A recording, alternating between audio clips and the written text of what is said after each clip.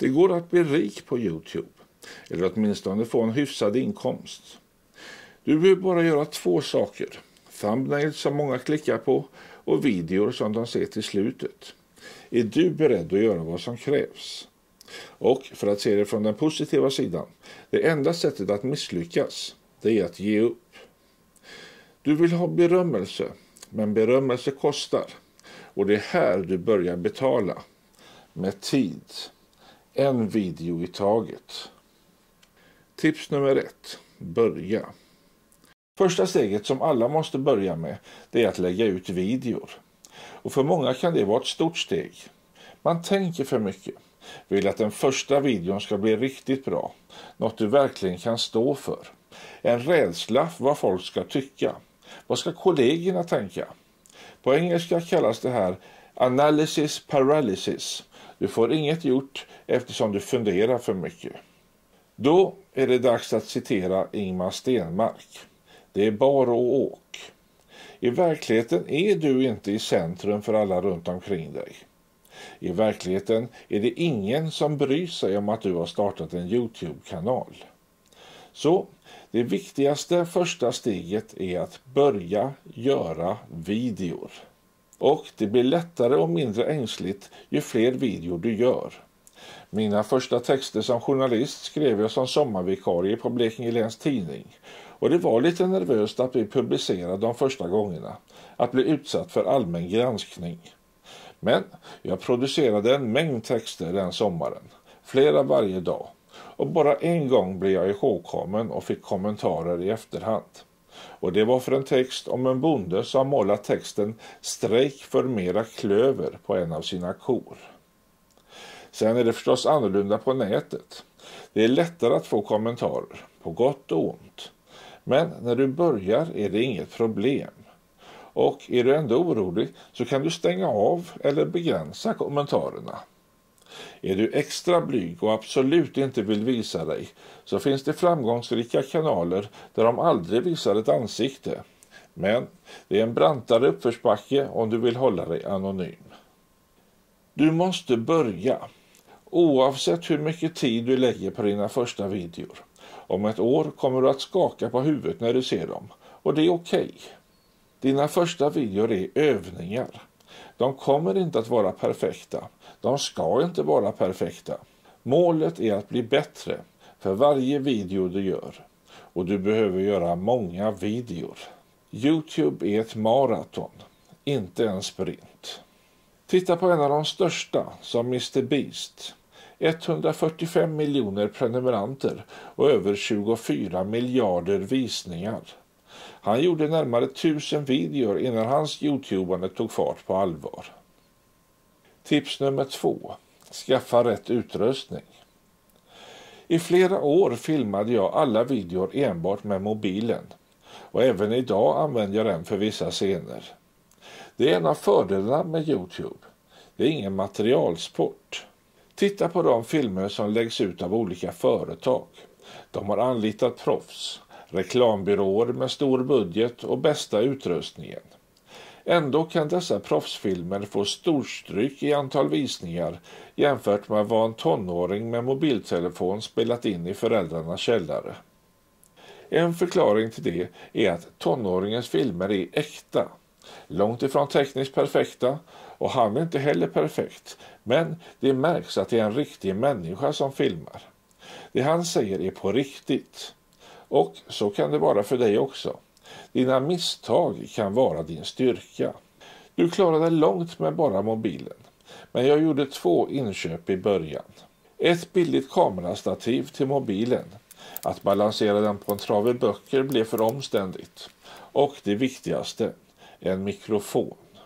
Ljud är viktigare än bildkvalitet.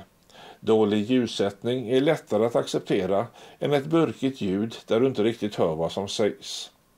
Jag använder mobiltelefonen, det här stativet och den här micken. Om man inte köper en mick som sätts fast på mobilen behöver man någon form av konstruktion för att fästa micken på telefonen eller stativet. För min del fick det bli en specialkonstruktion. För redigeringen finns det gratisprogram både för Mac och för Windows och jag skulle rekommendera att du börjar där. För tillfället använder jag Premiere Pro, dyrt och väldigt avancerat, så jag upplevde en väldigt hög tröskel för att komma igång. Så börja med ett enkelt program.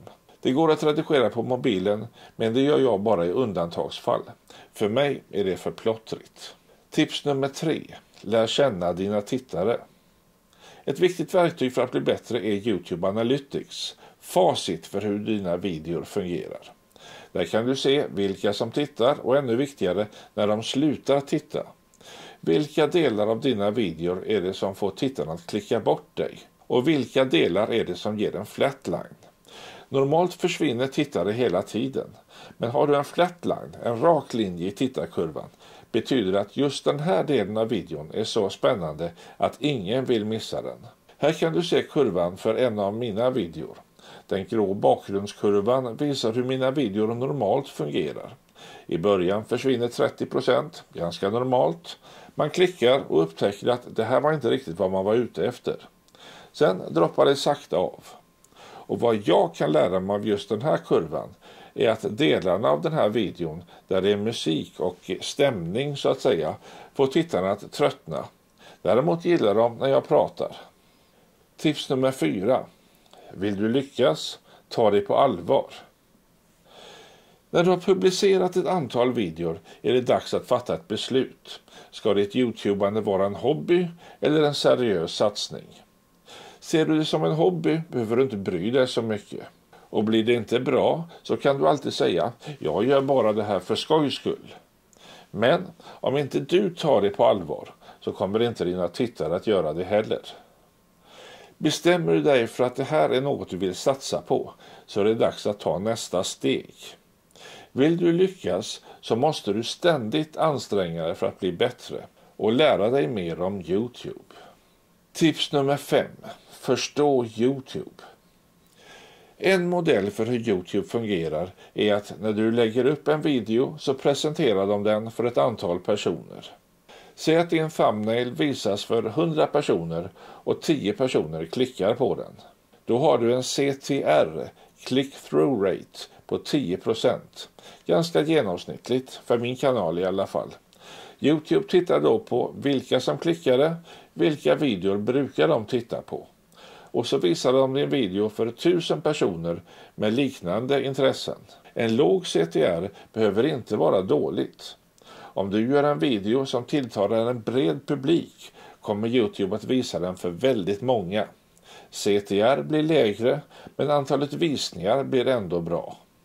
På samma sätt kan en video om ett specialområde ha väldigt hög CTR. Den kanske inte visas för så många men får ändå bra resultat. Har du gjort en video som får låg CTR och som YouTube visar för få, då är det tecken på att du har stor förbättringspotential. Bättre thumbnail, bättre inledning och bättre innehåll. Det är egentligen rätt logiskt. YouTube vill att folk ska titta så mycket som möjligt och se så många annonser som möjligt. Tillhör du de som levererar watchtime, tittartid, så kommer dina videor att prioriteras. Ett ämne där många är oense är nisch. Den allmänna rekommendationen är att hålla sig till ett ämne så att din publik vet vad den får. Men YouTube bryr sig inte i första hand om din nisch utan behandlar varje video separat. Så nisch borde inte betyda så mycket. Men igen, dina viktiga återkommande tittare bryr sig. Om du börjar göra videor som de inte är intresserade av så tittar de inte och då slutar YouTube att rekommendera dina videor för dem. Och din kanal tappar. Det här är min teori, det finns många andra på YouTube. Tips nummer 6. Börja enkelt. Ett av de enklare sätten att börja på YouTube är att göra how-to-videor. Videor där du visar hur man gör olika saker. Du kan massor med saker. Kanske stickning, kanske snickeri, kanske matlagning eller trädgård. Du kan åtminstone ta reda på hur man gör de här sakerna. Tänk dig att du svarar på en fråga från tittaren. Hur gör man pannkakor till exempel? Vilka ämnen du väljer är avgörande för om du kommer att orka i längden.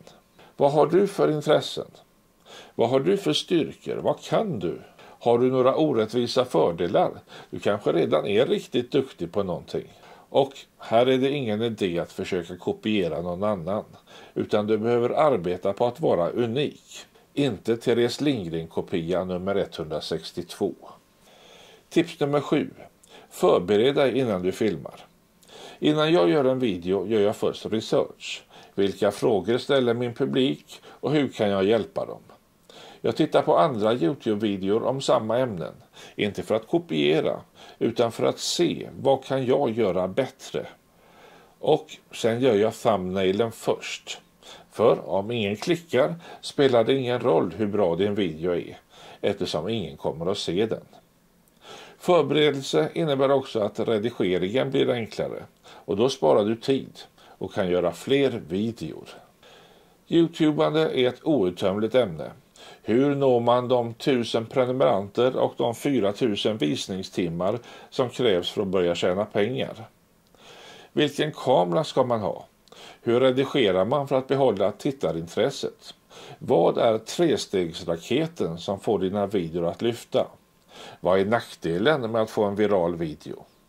Finns det intresse för fler videor om YouTubande så kan jag göra det och då kommer du att hitta dem här. Tack så mycket för att du tittade. Vi ses snart igen.